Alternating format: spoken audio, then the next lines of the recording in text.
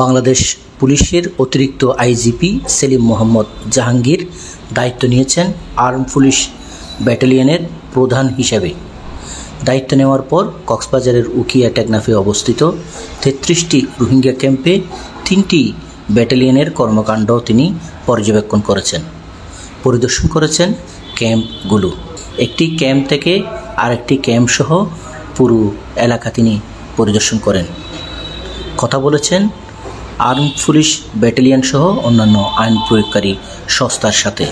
ক্যাম্পে দায়িত্ব পালনরত বিভিন্ন সরকারি কর্মকর্তাদের সাথেও তিনি কথা বলেছেন। এপিবিএন প্রধান ক্যাম্পে গেলে তাকে ফুল দিয়ে স্বাগত জানানো হয়। একটি ক্যাম্পে তিনি গাছের চারাও রোপণ করেন।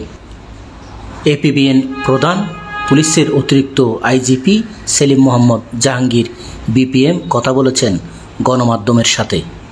মূল দায়িত্ব রোহিঙ্গা ক্যাম্পগুলোর অভ্যন্তরীণ আইনশৃঙ্খলা পরিস্থিতি নিয়ন্ত্রণ এবং নিরাপত্তা নিশ্চিত করা। আমি আজকে প্রথমবার ক্যাম্পগুলো, বিশেষ করে উখিয়ার ক্যাম্পগুলো আমি আজকে ভিজিট করেছি। গতকাল আমি টেকনাফের ক্যাম্পগুলো ভিজিট করেছি। এখানে ভিজিট করে আমি বাস্তবে দেখলাম, ভিজিট করার কারণে আমার একটা আসলে উপলব্ধি হলো যে রোহিঙ্গারা এখানে কীভাবে থাকে, তাদের থাকার অবস্থা দেখলাম। পাশাপাশি আমি দেখলাম যে আন্তর্জাতিক সংস্থাগুলো, ইউএনএইচসিআর, ইউএনের অন্যান্য সংস্থাগুলো বা অন্যান্য এনজিওগুলো যে তাদের যে কার্যক্রম এখানে পরিচালনা করছে সেই বিষয়ে আমার একটা উপলব্ধি হলো। আমার সবচেয়ে বেশি যেটা আজকে আমি জোর দিয়েছি সেটা হলো আমার যেই বিভিন্ন এপিবিএনের ক্যাম্পগুলো আছে এখানে যারা থাকে তারা কীভাবে থাকে এবং তারা যে ডিউটি করে তাদের ডিউটির কী প্যাটার্ন এবং কী ধরনের ডিউটি তারা পালন করে সেগুলো আমি প্রত্যক্ষ করলাম।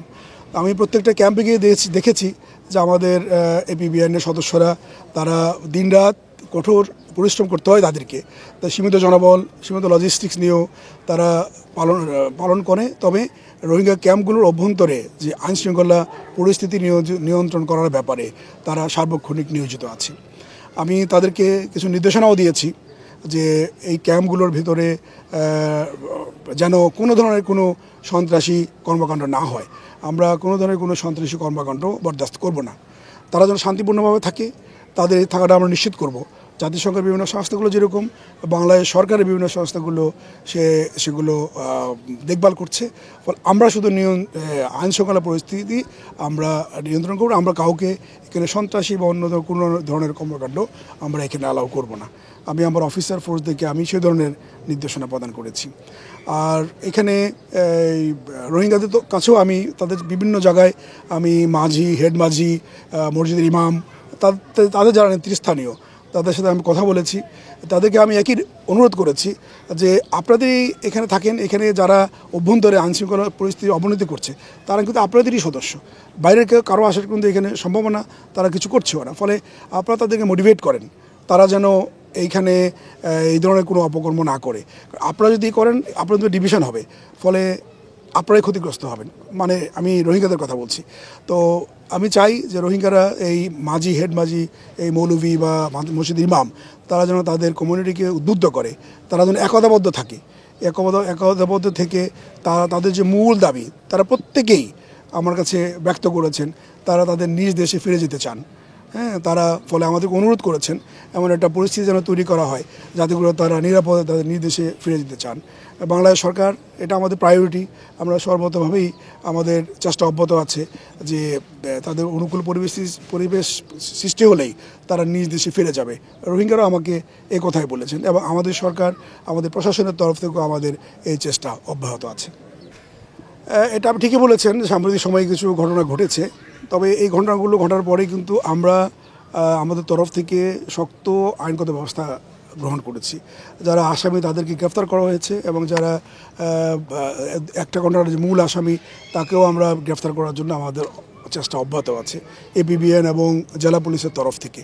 ফলে একটা অপরাধ ঘটলে একটা হচ্ছে প্রিভেন্টিভ, অপরাধ না যেন ঘটে সেই চেষ্টা করা, এবং অপরাধ ঘটে গেলে সেটা তদন্ত যেন হয়, আসামি গ্রেফতার করা হয়, সেই দুই কাজেই কিন্তু আমরা নিয়োজিত আছি। এবং আশা করি ভবিষ্যতে এই কাজগুলো মানে এই অপরাধগুলো কমে আসবে। রোহিঙ্গারা যতদিনই এখানে থাকুক তারা এখানে শান্তিতে থাকবে, এটা আমার আশা। স্বাভাবিক এটা, কারণ এখানে যারা আছে রোহিঙ্গারা তাদের অনেক আত্মীয় স্বজন ওইখানে আছে, ফলে ওইখানে যদি কোনো ধরনের অস্থিরতা হয় এরা তখন বিচলিত হয়ে পড়ে, এরা নানাভাবে যোগাযোগ করার চেষ্টা করে, যোগাযোগ বিচ্ছিন্ন হয়ে গেলে এই বিচলিত এদের মধ্যে একটা অস্থিরতা তৈরি হয়। ফলে স্বাভাবিক এটা, সিম্পল লজিক এটা, যে ওখানে কোনো একটা অস্থিরতা হলেও এখানে রোহিঙ্গাদের মধ্যে মানসিকভাবে বা তাদের নিজের আত্মীয় স্বজনের কারণে তারা অস্থির হয়ে পড়ে। এইটা ঠিক, আমরা বলেছি যে আমরা সন্ত্রাসের বিরুদ্ধে আমরা বরদাস্ত করবো না সন্ত্রাস। ফলে এখানে আমাদের Bangladesh police, arm police battalion, APBN, RAB, আমরা প্রত্যেকে নিয়োজিত আছি এবং উদ্ধার হচ্ছে, তাদের আইনের আওতায় আনা হচ্ছে।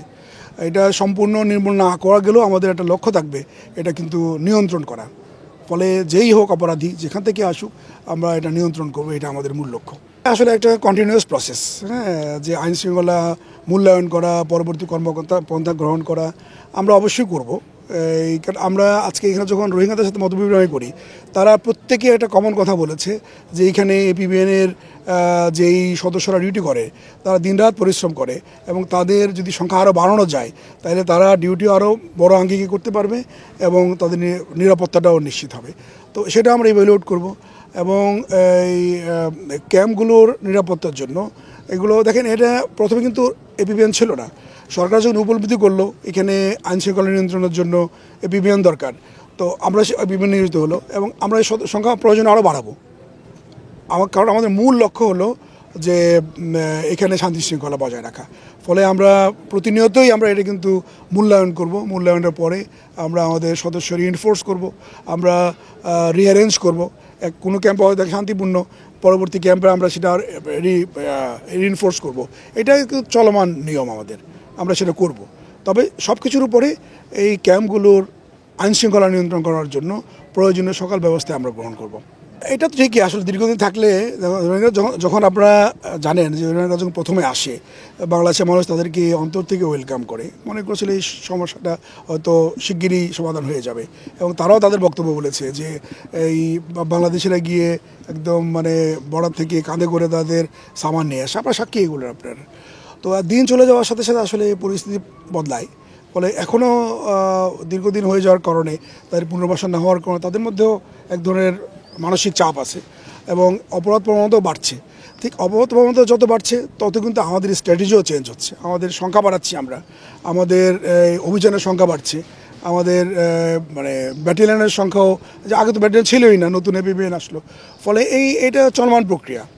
ফলে আমরা চাই খুব দ্রুত তাদের পুনর্বাসন হোক, কিন্তু যতদিন না পুনর্বাসন হবে ততদিন পর্যন্ত যেভাবেই আইনশৃঙ্খলা পরিস্থিতি নিয়ন্ত্রণ করতে হয় আমরা সেই কার্যকর ব্যবস্থা করব। 3 দিন ধরে কক্সবাজারের উখিয়া টেকনাফের রোহিঙ্গা ক্যাম্পগুলো পরিদর্শন শেষে তিনি রোহিঙ্গা কমিউনিটি লিডারদের সাথেও মত বিনিময় করেন। উখিয়া উপজেলার ফালংকালী হাকিমপাড়া 14 নম্বর রোহিঙ্গা ক্যাম্পে অবস্থিত এপিবিএন কার্যালয়ে তিনি কথা বলেন গণমাধ্যমের সাথে। এ সময় তিনি বলেন, কক্সবাজারের রোহিঙ্গা ক্যাম্পে অপরাধ নিয়ন্ত্রণে এপিবিএন পুলিশ আরও কঠোর হবে। ক্যাম্পে খুন খারাপি বন্ধে এপিবিএন পুলিশের টহল আরও জোরদার করার পাশাপাশি রোহিঙ্গা ক্যাম্পে কোনো সন্ত্রাসী কর্মকাণ্ড বরদাস্ত করা হবে না বলে সাফ জানিয়ে দিয়েছেন এপিবিএনের পুলিশের প্রধান অতিরিক্ত IGP Selim Mohammad Jahangir BPM. APBN প্রধান বলেন, সাম্প্রতিককালে রোহিঙ্গা ক্যাম্পে খুন খারাপির মতো অপরাধ হচ্ছে। এসব গুরুতর অপরাধ করছে রোহিঙ্গারাই। তারা নিজেদের মধ্যে নানা গ্রুপে বিভক্ত হয়ে মারামারি করছে। এ ব্যাপারে রোহিঙ্গাদের মধ্যে এপিবিএন পুলিশ সচেতনতা তৈরির কাজ করছে।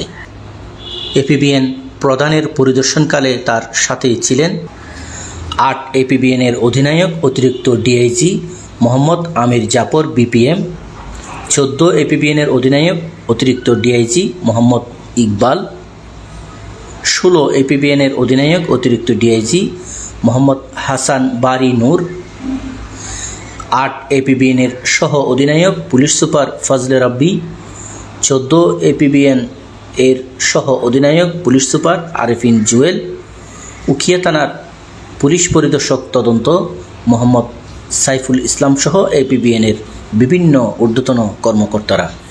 এপিবিএন প্রধান বিভিন্ন ব্লকের হেড মাজি, সাব মাজিদের সাথে ক্যাম্পের সার্বিক পরিস্থিতি সম্পর্কে আলোচনা করেন এবং ক্যাম্পের আইনশৃঙ্খলা পরিস্থিতি নিয়ন্ত্রণে পুলিশকে সহযোগিতা করার আহ্বান জানান।